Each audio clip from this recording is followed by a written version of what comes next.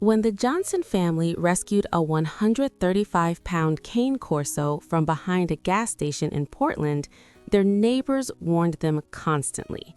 That dog is dangerous.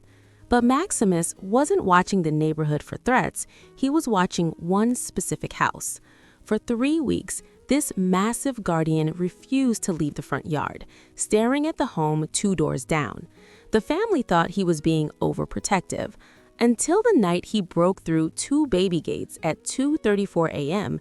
and stood guard at their 8-year-old son's bedroom door.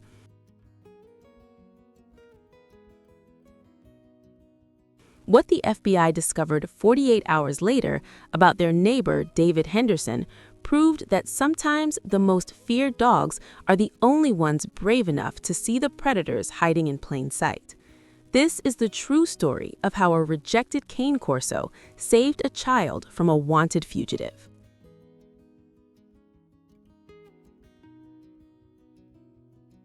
His name was Maximus. 135 pounds of solid black muscle, with a jaw that could crush bone and eyes that made grown men step back.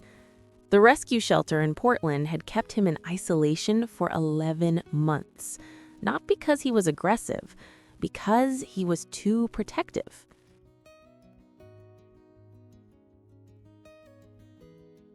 And look, if you're already here watching this, you clearly love dogs. So do me a favor real quick. Hit that subscribe button, because what happens in this story, you need to see where this goes. Trust me on that.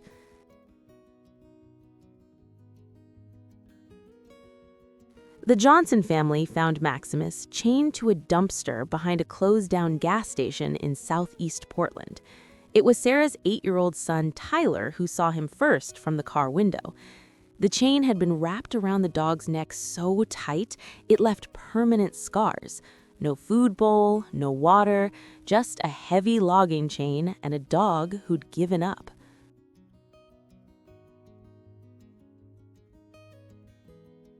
"Mom, stop the car," Tyler said quietly. Sarah pulled over. Her husband, Mike, immediately shook his head.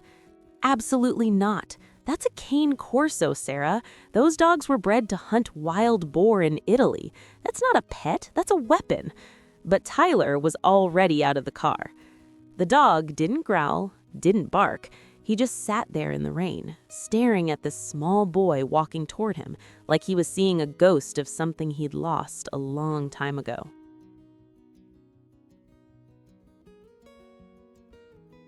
"Hey, buddy," Tyler whispered, kneeling down.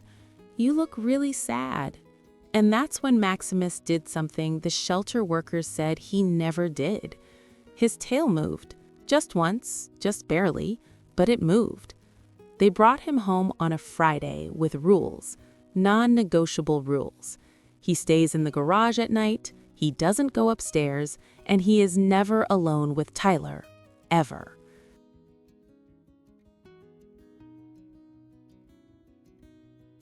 Mike installed a baby gate at the bottom of the stairs, then another one at the top. "I don't care if he seems calm," Mike told Sarah. "One wrong move with a dog that size and our son could be—" He didn't finish. He didn't have to. But here's what Mike didn't see.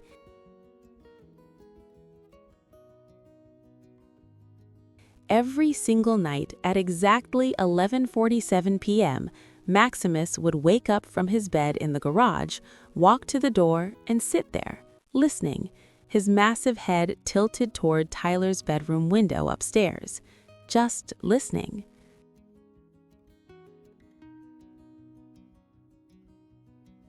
Week 3, the neighbors started complaining.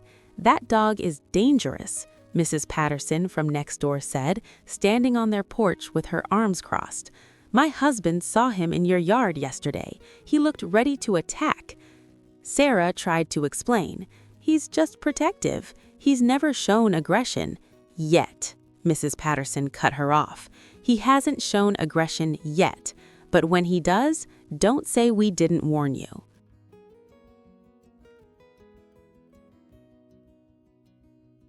That same week, a new family moved in 2 houses down, the Hendersons. Nice couple, or so everyone thought. They had no kids, kept to themselves. The husband, David Henderson, worked from home. And Maximus, the moment he saw David Henderson, something changed.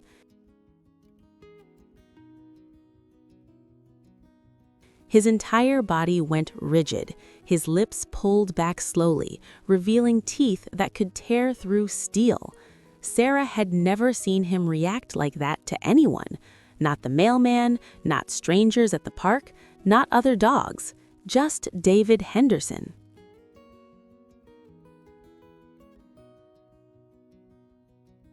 "What's wrong with your dog?" Henderson asked, stopping on the sidewalk, his voice too smooth, too friendly. I don't know," Sarah stammered, pulling Maximus back. "He's never done this before."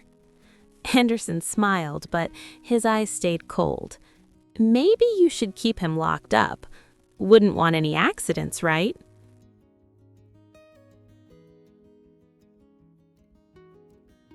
From that day on, Maximus refused to go inside when Henderson was outside.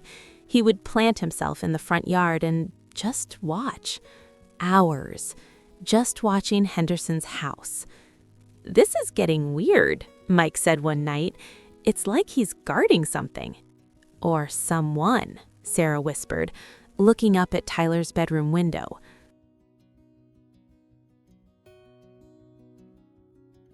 Then came the night that changed everything.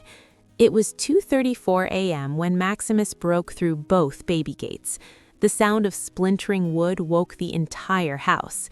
Mike and Sarah ran to the stairs and found Maximus standing at Tyler's bedroom door, not trying to get in, just standing there, waiting.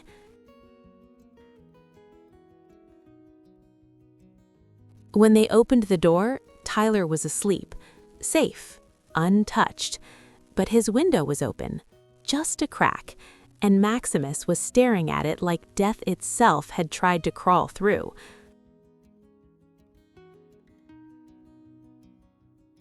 Mike checked the window. There were fresh scratch marks on the outside frame, recent, like someone had tried to pry it open but stopped. The police came. They found footprints in the flower bed under Tyler's window, size 11 boots, fresh mud still wet.